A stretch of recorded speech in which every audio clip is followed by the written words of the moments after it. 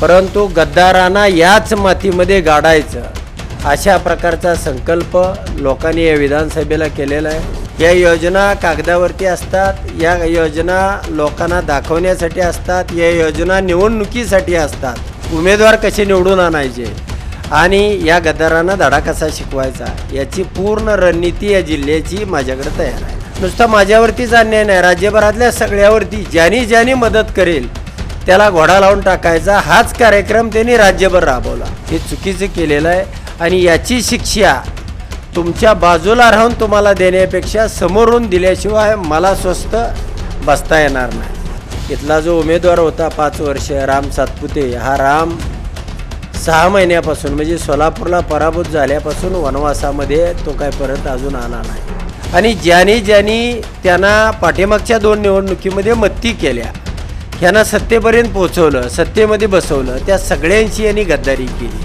गेल्या वेळेला 2 खासदार आले, आत्ता 10 जागा ह्या 100% या महाविकास आघाडीच्या निवडून येतील।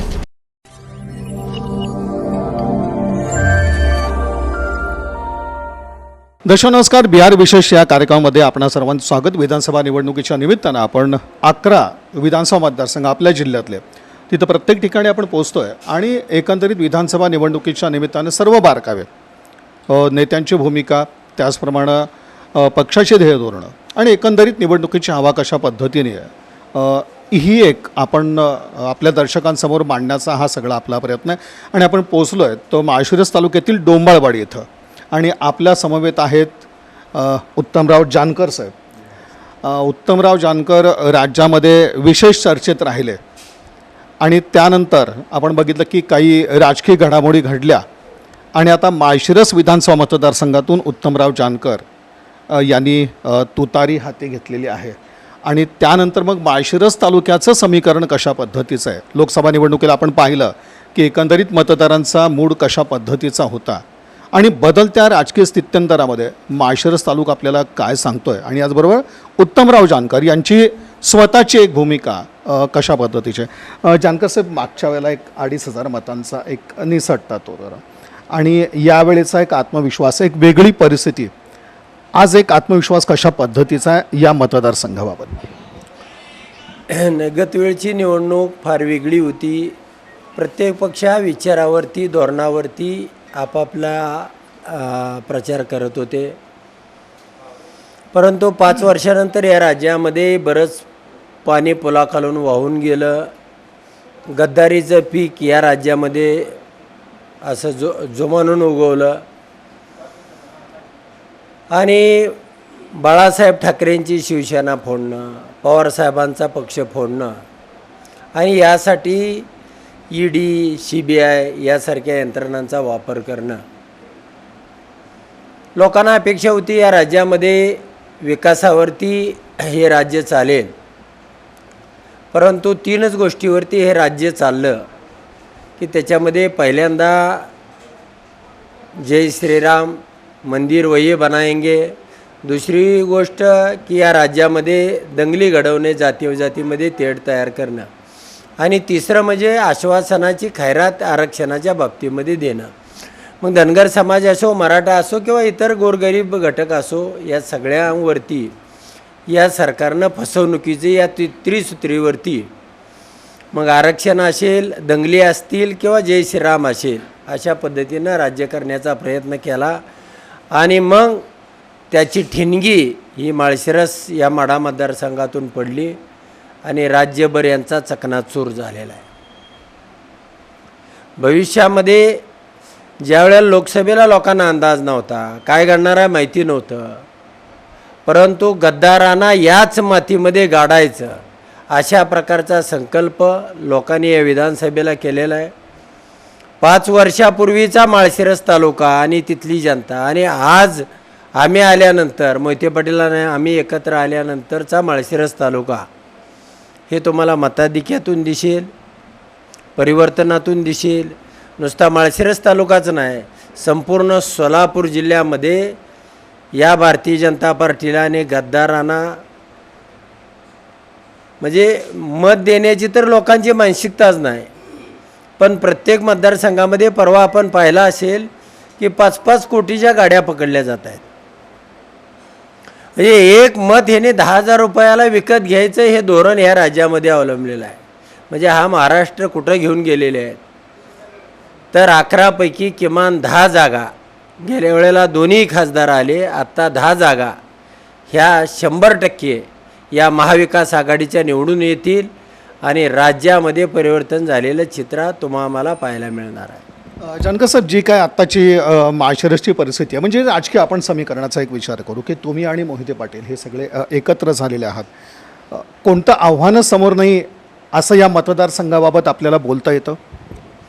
नाही, नक्कीच ज्यांचा या तालुक्याशी कधी संबंध नव्हता, ज्याची याच्या संग नाळ नव्हती, तो कोणाचा तरी पी आहे किंवा कोणाचा तरी कामगार आहे म्हणून त्याला बीडनं आणून या ठिकाणी उभं करणं आणि त्या माणसाच्या हातामध्ये ताकद सूत्र देऊन मग जानकर गट असेल, मोहिते गट असेल, यांचं कंबरडं मोडणं, अशा पद्धतीचे व्यवस्था या तालुक्यामध्ये या राज्यकर्त्यांनी केली होती.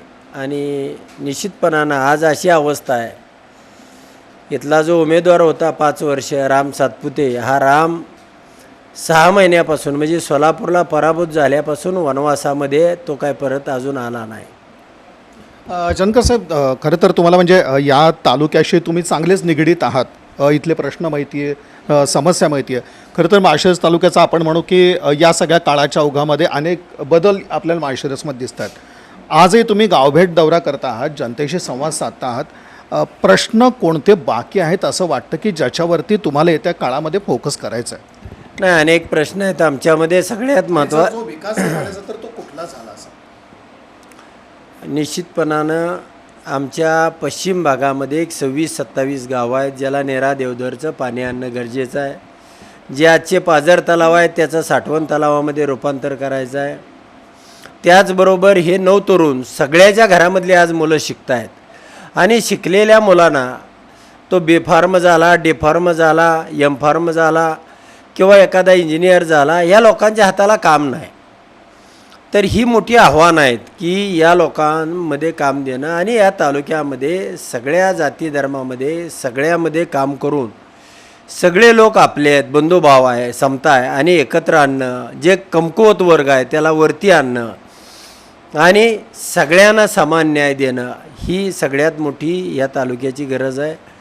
तर ती आव्हानं या 5 वर्षामध्ये आपण निश्चितपणानं पेलू. सर्वसामान्य माणसाच्या विकासाच्या गावगाड्यातल्या मागणी असतात, गोष्टी राहतात, त्या तर आपण करतच राहू. साहेब, एक महत्त्वाचं आहे की 40 वर्षाचा एक संघर्ष आणि त्याला एक पूर्ण विराम द्यावा, असा एक विचार कसा समोर आला आणि त्याला मूर्त स्वरूप देखील कशा पद्धतीने आला? आणि एक असतं की आपल्याकडनं आपण पाऊल उचलणं पण समोरनंही तसा त्याला प्रतिसाद मिळणं, अशी एक कोणती परिस्थिती होती की ज्याच्यामध्ये हा 40 वर्षांचा संघर्ष आहे ज्याला आज पूर्ण विराम मिळाला? नाही, नक्कीच गेल्या 5 वर्षापूर्वी लोकसभेसाठी मोहिते पाटीलांनी आम्ही एकत्रितपणानं इथं जो कधीच खासदार भारतीय जनता पार्टीचं बीज उगवलं नव्हतं त्याला आम्ही 85,000 मताच्या फरकानं निवडून आणला. या तालुक्यामधून म्हणजे माढा भागातली 14 गावं धरून 1,20,000 इतक्या मताचं मताधिक्य दिलं. आणि असं परिस्थिती असतानासुद्धा या नेतृत्वाने इथं विधानसभेला उमेदवार देताना किंवा कालच्या लोकसभेला उमेदवार देत असताना किंवा मला ह्या ठिकाणी सोलापूरची उमेदवारी देत असताना किंवा उद्या माळशिरसची उमेदवारी देत असताना या ठिकाणी त्यांनी अन्याय केला. नुसता माझ्यावरतीच अन्याय नाही, राज्यभरातल्या सगळ्यावरती ज्यांनी मदत करेल त्याला घोडा लावून टाकायचा हाच कार्यक्रम त्यांनी राज्यभर राबवला.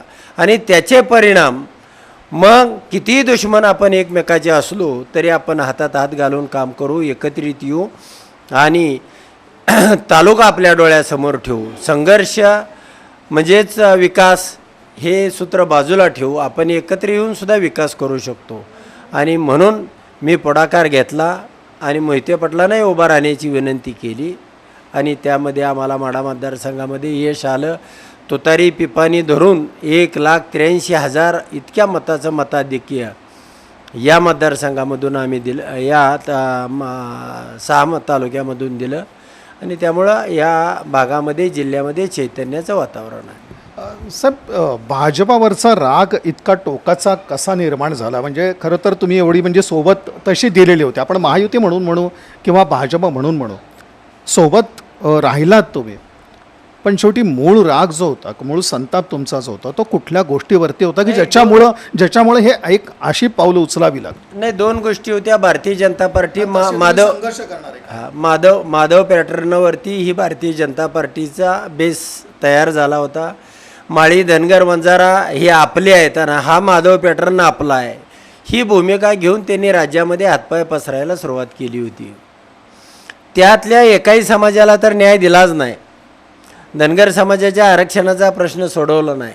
आणि त्यानंतर या राज्यामध्ये जे निष्ठावान लोक होते ते बाजूला सारले गेले आणि ज्यांनी त्यांना पाठीमागच्या 2 निवडणुकीमध्ये मत्ती केल्या, ह्यांना सत्तेपर्यंत पोहोचवलं, सत्तेमध्ये बसवलं, त्या सगळ्यांशी यांनी गद्दारी केली. 2च पॅटर्न यांनी राबवले.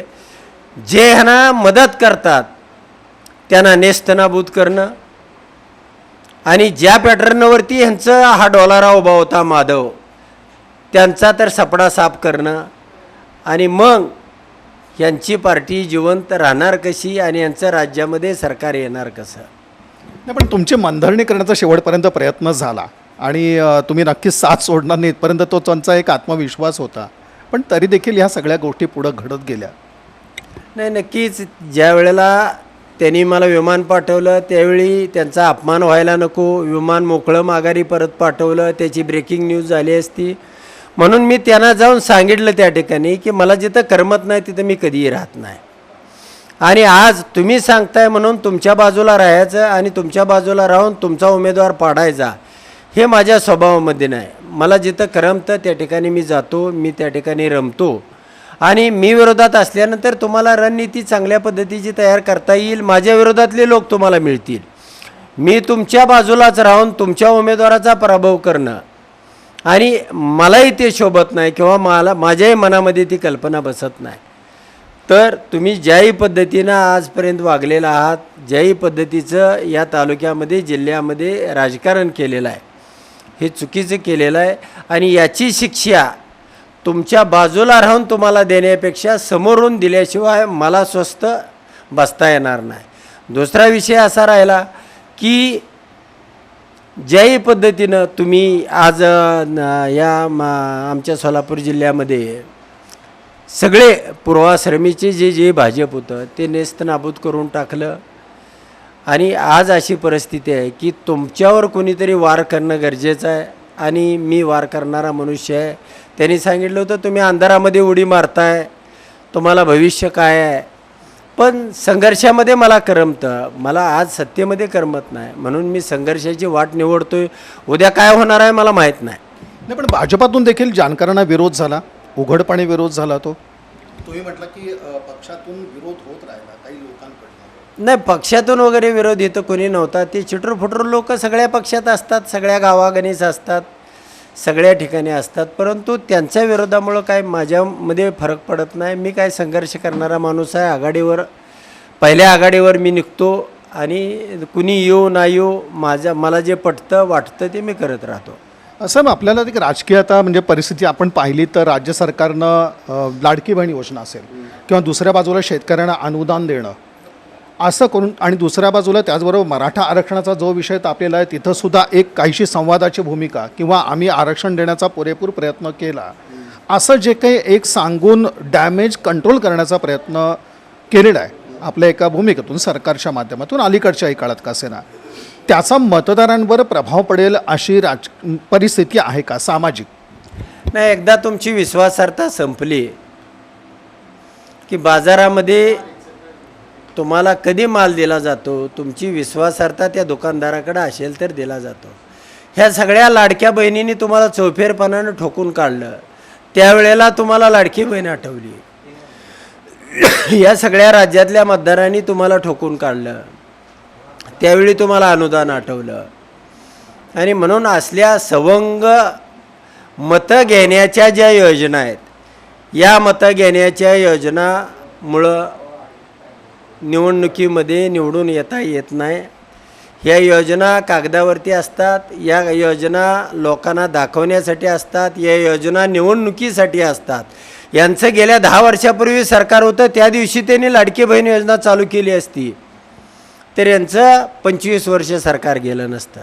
ज्या दिवशी ते सरकारवर मध्ये आले त्या दिवशी धनगर समाजाला आरक्षण आणि मराठा समाजाला आरक्षण दिलं असतं तर यांचं सरकार 50 वर्ष गेलं नसतं. त्यामुळं कोण काय करतंय, कशासाठी करतंय हे सगळ्या जनतेला, मतदाराला माहिती आहे. त्यामुळे याच्यामध्ये तुमचा आता एरा समाप्त झालेला आहे, तुमची विश्वासार्हता संपून गेलेली आहे. या राज्यामध्ये सगळ्याचं मिळून या गद्दारांचं 50 जागेवरती सुद्धा पीक उगवणार नाही हे खात्रीने मी या ठिकाणी तुम्हाला सांगतो. मी राज्यभर फिरतो. जानकर साहेब, माळशिरसमधून तुमची माळशिरसमधनं उमेदवारी आहे आणि आजूबाजूला जे विधानसभा मतदारसंघ आहेत त्याच्यावर देखील एक तुमची उमेदवारी प्रभाव टाकणारी आहे. तिथंसुद्धा तुम्ही कसे बदल तुम्हाला अपेक्षित आहेत किंवा काय वाटतं या आजूबाजूच्याही विधानसभा मतदारसंघाबद्दल जे माळशिरसला लागून आहेत? नाही, नक्की त्या ठिकाणी मी गेल्या अनेक वर्षापासून या जिल्ह्यामध्ये 33 वर्षापासून काम करतो आहे.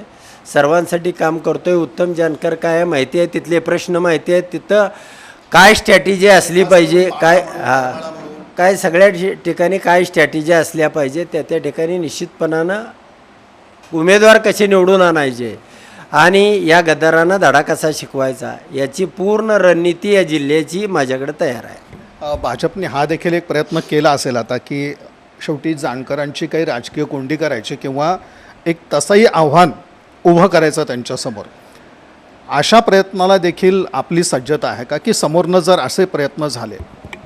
नाही, नक्कीच कुणी कसाही प्रयत्न केला तरी या तालुक्यामध्ये त्यांच्या प्रयत्नाला काही यश येणार नाही आणि मला 1000% खात्री आहे कुणीतरी तोडमोड करतील उभा, पण कुणी उमेदवार म्हणून कुणी निवडणूक लढण्यासाठी येणार नाही. एक जागा बिनविरोध होऊ नये याच्या पलीकडे त्यांचं काय फार स्ट्रॅटेजी या निवडणुकीमध्ये असणार नाही.